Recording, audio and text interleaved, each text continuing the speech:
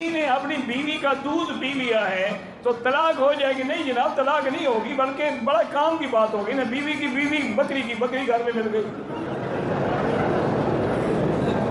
اِنَّ لِلَّهِ وَإِنَّا إِلَيْهِ رَاجِعُونَ۔ دودھ اس وقت رضاعت حرمت ہوتی ہے جب 2 سال کا بچہ پیے۔ تم تو ماشاءاللہ جوان ہو، بیوی والے ہو، اب بیوی کا بھی دودھ پی لیا، کچھ نہیں ہوتا۔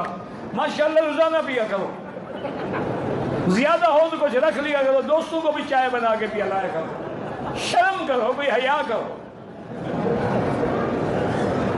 اِنَّ لِلَّهِ وَإِنَّا إِلَيْهِ رَاجِعُونَ۔ کہتے ہیں کہ مرد اپنی بیوی کے پستان چوس سکتا ہے، کیوں نہ چوسے جی؟ اس کی بیوی ہے، مدد کرو، فائدہ اٹھاؤ، کہیں اور سے دودھ نہ ملے، بیوی سے تو مل جائے گا نا۔ اِنَّ لِلَّهِ وَإِنَّا إِلَيْهِ رَاجِعُونَ۔ یہ بیچارے کیا کریں، فلمیں دیکھتے ہیں، وہ سیکھ رہے ہیں اب آج سیکس جو ہے کس انداز سے کیا جاتا ہے۔ لا حول ولا قوت الا باللہ العلی۔ اصل وجہ پتہ ہے کہ حیا نہیں رہا بس۔ اب دیکھیں، بیوی ہو بی بی عائشہ جیسی، جس کی تصویر جبریل لے کے آئے، جس کا انتخاب اللہ نے کیا ہو، اس سے خوبصورت، اس سے اچھی بیوی ہو سکتی ہے کوئی؟ اور عین جوانی میں 18 سال کی عمر میں حضرت وفات ہو گئی، کتنی محبت ہوگی۔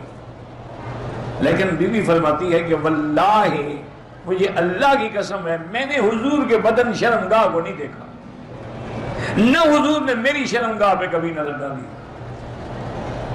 ایک اللہ کا حکم ہے، میاں بیوی ملتے ہیں، توالد ہے، تناسل ہے، محبت ہے، آگے نسل بڑھنی ہے۔ یہ کوئی ایسی چیز تو نہیں ہے کہ بندہ دیکھتا رہے اور چوستا رہے اور پتہ نہیں کیا کیا مقابلہ کرتا رہے۔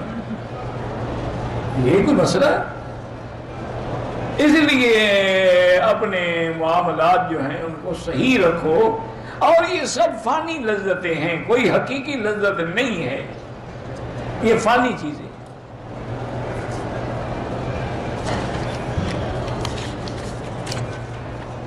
ایک اللہ والے تھے،